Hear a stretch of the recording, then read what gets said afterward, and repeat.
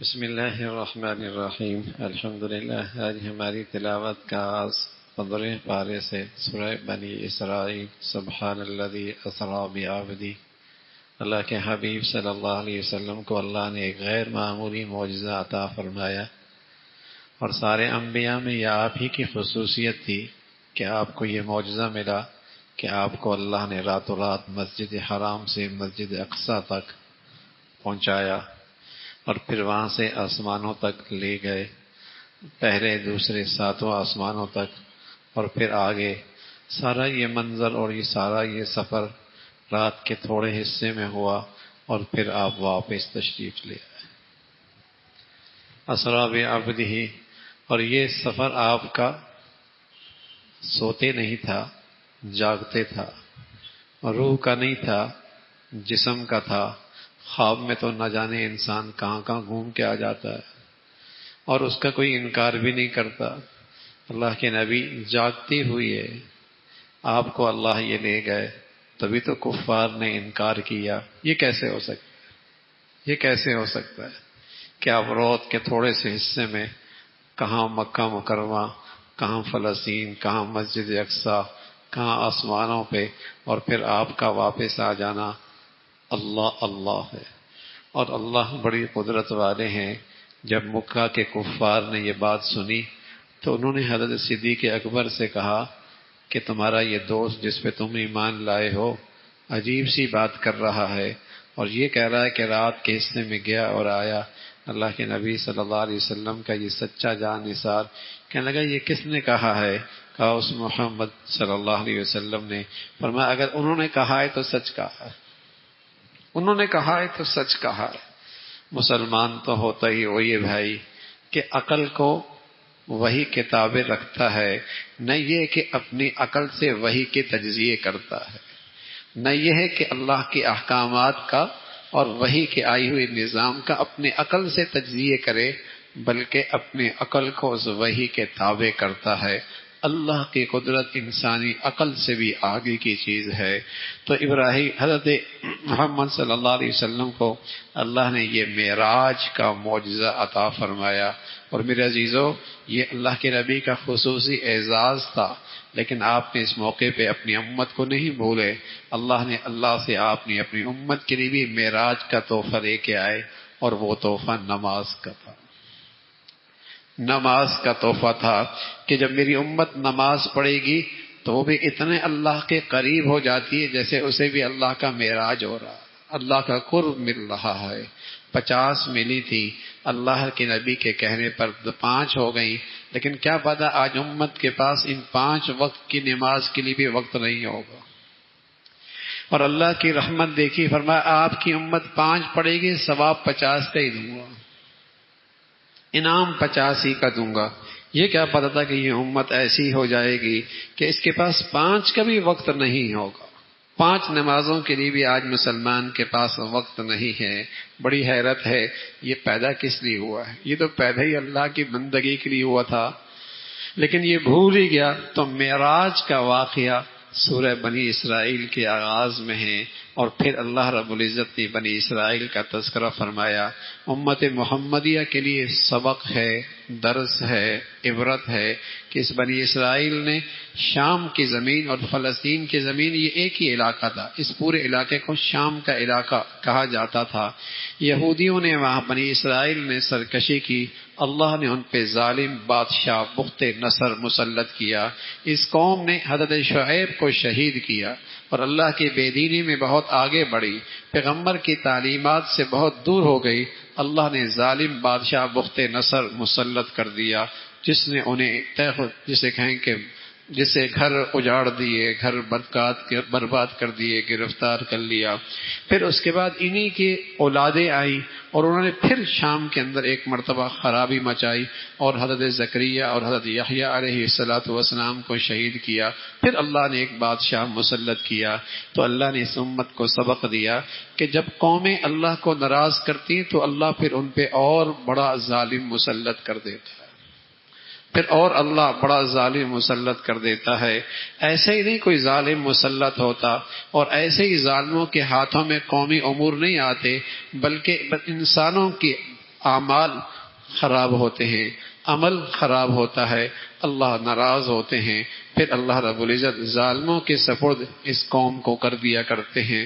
پھر فرمایا قیامت کا دن آنے والا ہے جہاں ہر شخص کو اپنا حساب دیکھنا ہے اور کہا جائے گا یہ ہے نامہ اعمال، پڑھو یہ تمہارا نامہ اعمال ہے، اور اللہ انسانی زندگی کا پورا حساب لینے دینے میں کافی ہیں، وہ اکیلی ذات ہی کافی ہیں۔ پھر فرمایا جو آدمی دنیا چاہے گا اللہ اسے کچھ دنیا دے دے گا، لیکن آخرت میں سوائے جہنم کے کچھ نہیں۔ لیکن جو آدمی اپنی زندگی کا مقصد آخرت بنائے گا اللہ رب العزت اس کی محنت کا بڑا قدردان ہے، اور ایسی نعمت ایسی قدردانی فرمائیں گے کہ اس انعام کو دیکھ کر خوشی ہی ہو جائے گا، اس کا تذکرہ فرمایا۔ پھر اللہ نے اپنی توحید اور والدین کے ساتھ حسن سلوک اور بہت سارے احکامات کا تذکرہ، ایک طویل فہرست ہے، لکھا ہے پورے تورات کا خلاصہ یہ چند آیات ہیں، اور اس میں پہلا پیغام ہے اللہ کے ساتھ کسی کو شریک نہ ٹھہرانا، نہ ذات میں، نہ صفات میں، نہ اس کی تعریف میں، نہ اس کی بندگی میں، اس کا کوئی شریک نہیں ہے۔ اور توحید کے بعد سب سے بڑا حق بندوں میں ماں باپ کا ہے، ان کے ساتھ حسن سلوک کا برتاؤ کرنا۔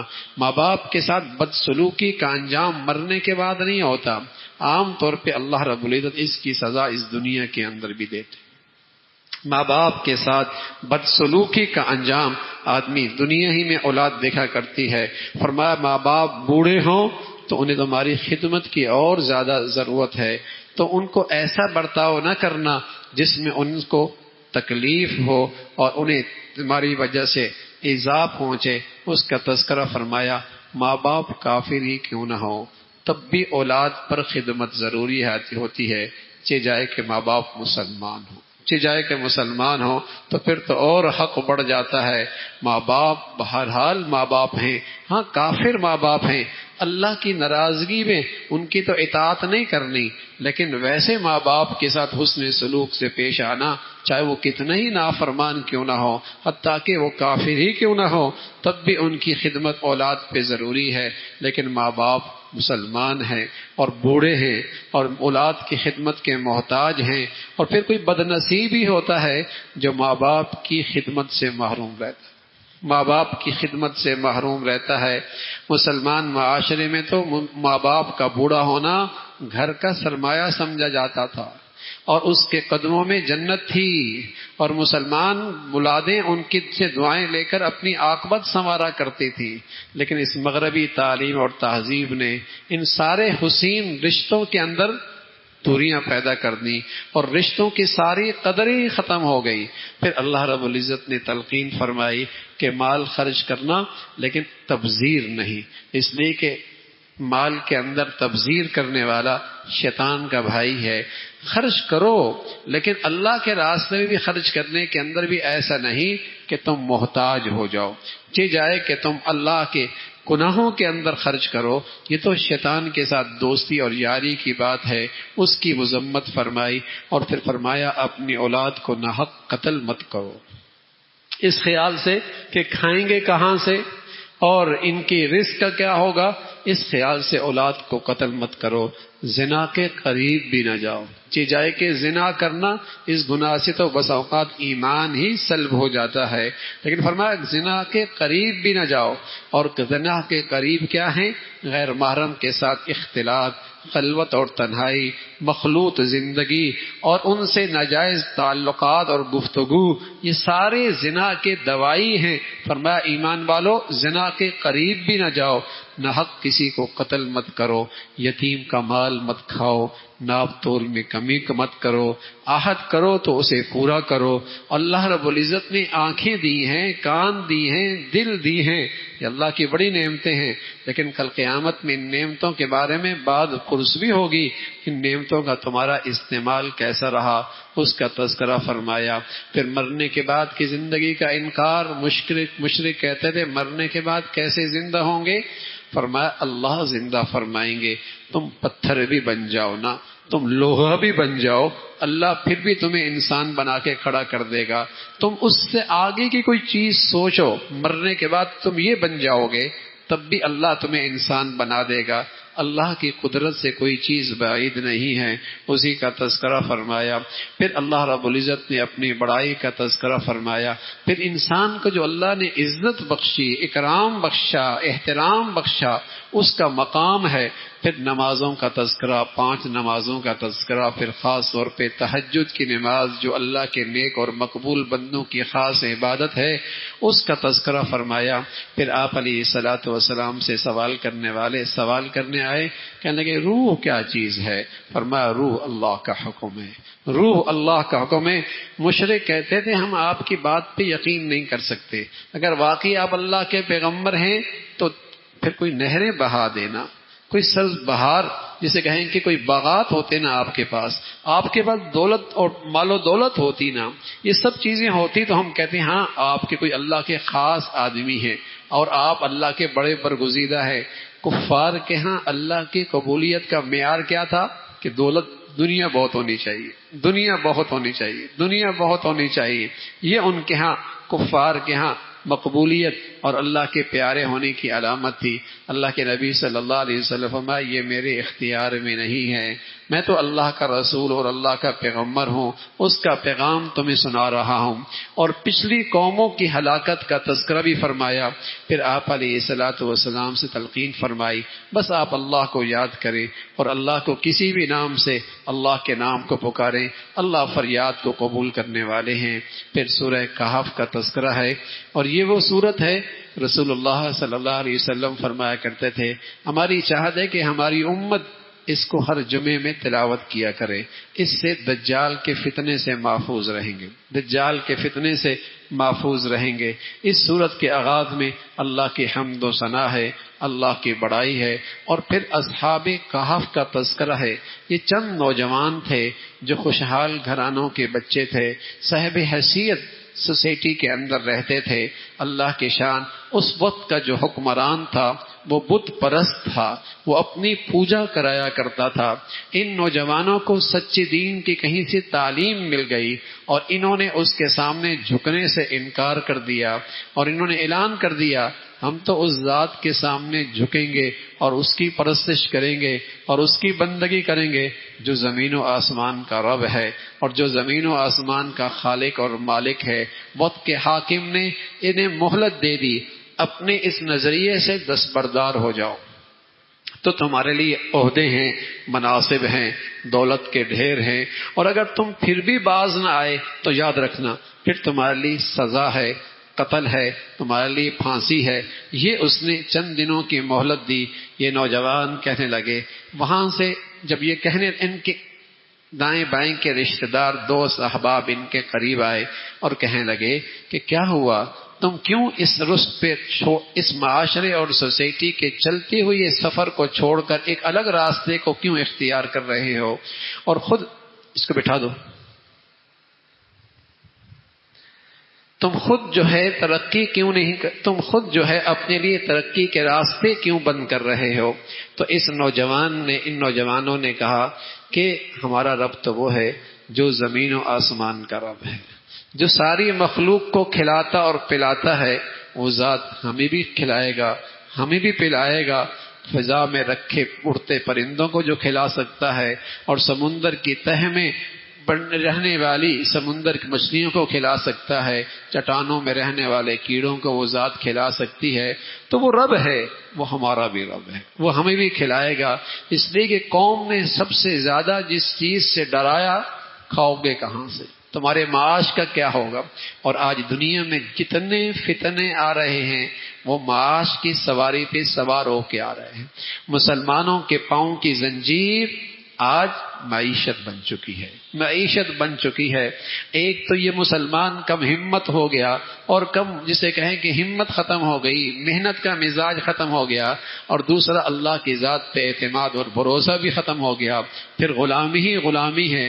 اس کا تذکرہ فرمایا کہ وہ تو کہنے لگے ہمارا رب وہ ہے جو زمین و آسمان کا رب ہے، وہاں سے نکل کھڑے ہوئی ہے۔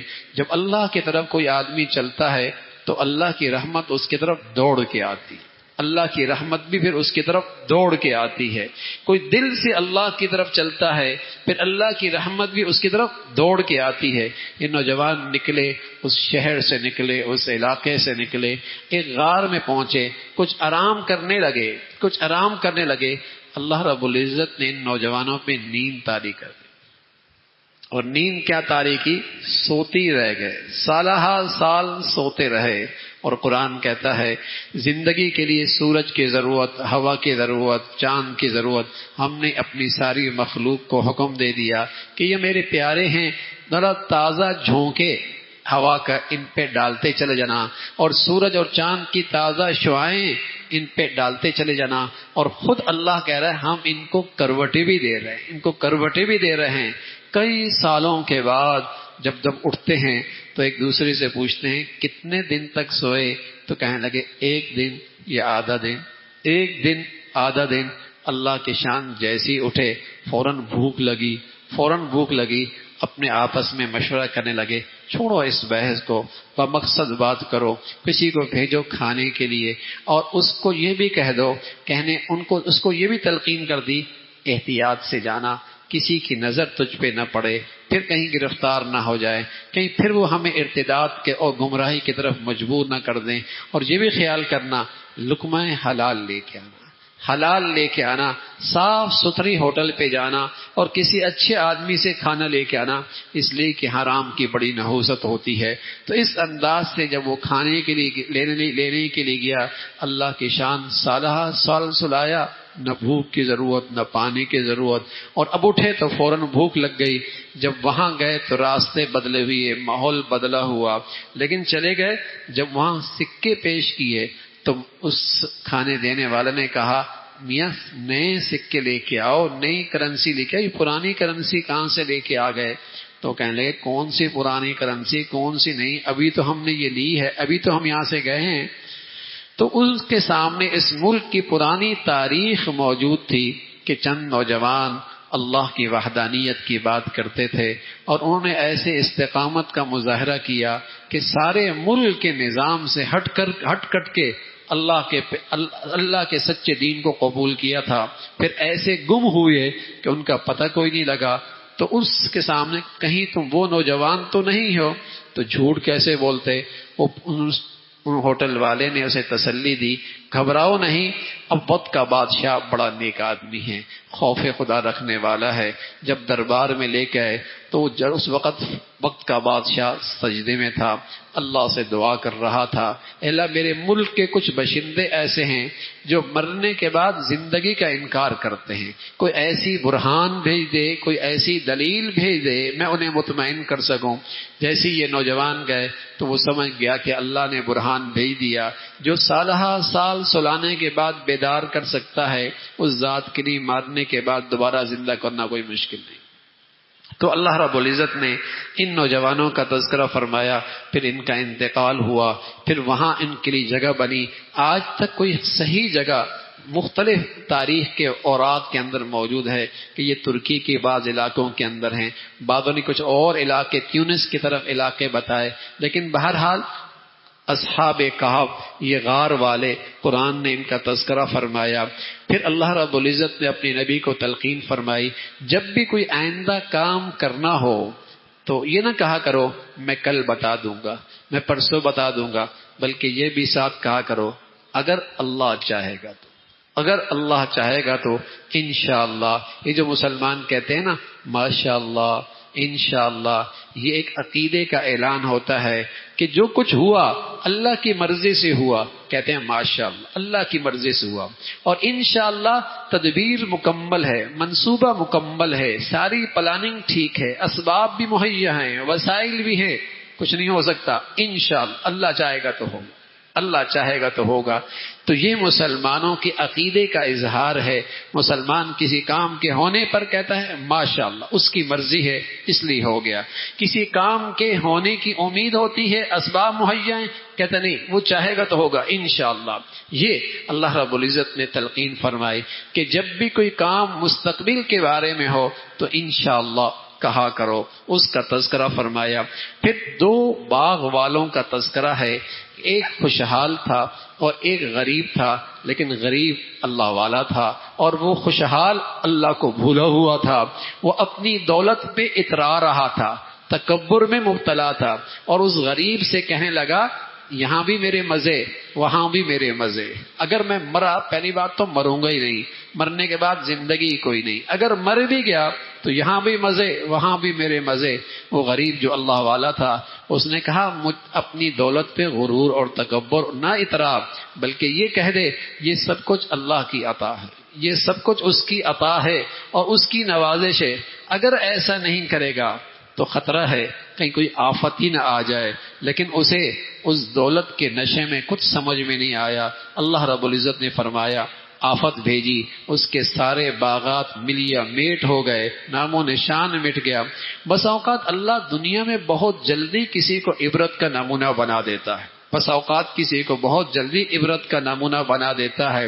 تو پھر اللہ رب العزت نے آخرت کا تذکرہ فرمایا کہ دنیا میں انسان بہت ساری چیزوں سے امیدیں رکھتا ہے، لیکن وہ ساری چیزیں اس کے ہاتھ سے نکل جاتی ہیں، لیکن ایک نیکیوں کا سہارا ایسا ہے جو قبر میں بھی ساتھ ہوگا، معاشر کے میدان میں بھی ساتھ ہوگا، جنت کے اندر بھی ساتھ ہوگا۔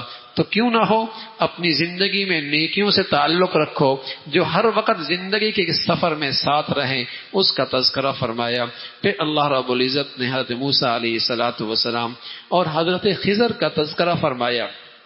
حضرت خضر اللہ کے مقبول بندے، حضرت موسیٰ علیہ السلام اللہ کے پیغمبر۔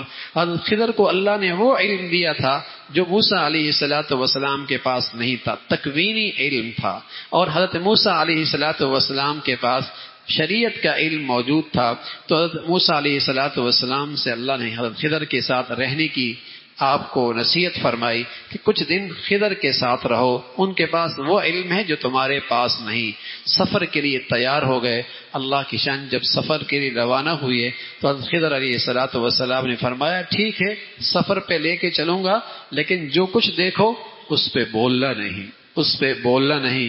سفر پہ چلے، بڑی مشکل سے سواری ملی، ایک کشتی ملی، لیکن جب کشتی لہروں کے درمیان پہنچی تو حضرت موسیٰ علیہ السلام کیا دیکھتے ہیں کہ حضرت خضر اس کا ایک تختہ نکال رہے ہیں، ایک تختہ نکال رہے ہیں۔ موسیٰ علیہ السلام بول پڑے یہ ہمارے محسن ہیں اور انہوں نے ہمارے ساتھ احسان کیا ہے، ہمیں کشتی پہ سوار کیا ہے، اور آپ کیا ہمیں ڈبونا چاہتے ہیں؟ کشتی کا تو آپ نے پلہ ہی نکال دیا۔ اب خضر علیہ السلام فرمان لگے ہم نے آپ سے نہیں کہا تھا کچھ نہیں بولنا؟ فرمایا اچھا معذرت، اب نہیں بولیں گے، لیکن اب کی بار آپ درگزر کر دیں۔ آگے نکلے، جیسی کشتی سے گزرے آگے چل رہے تھے، کچھ بچے کھیل رہے تھے، ایک بچہ ملا، آپ نے اس بچے کو پکڑا اور اس کی گردن اس کے تن سے جدا کر دی۔ اب شریعت کا علم تھا موسیٰ علیہ السلام کے پاس، آپ کیسے چپ رہ سکتے تھے؟ فوراً بول پڑے کہ آپ نے اس بے قصور بچے کی جان کیوں لے لی، اس بچے کی جان کیا لے لی؟ لیکن حضرت خضر علیہ السلام کے پاس تکوینی علم تھا۔ فرمایا بھائی آپ سے کہا تھا نا خاموشی خاموشی۔ حضرت موسیٰ علیہ السلام نے فرمایا اب کی آخری بار ہے، ایک مہلت اور دے دیں، ایک موقع اور دے دیں، اور مجھے اپنے ساتھ سفر میں رکھیں۔ حضرت موسیٰ علیہ السلام کا یہ عذر بھی قبول کیا گیا۔ پھر سفر پہ روانی ہوئے، اور اس سفر کا اگلا تذکرہ 16ویں پارے کے اندر ہے، انشاءاللہ کل عرض کریں گے۔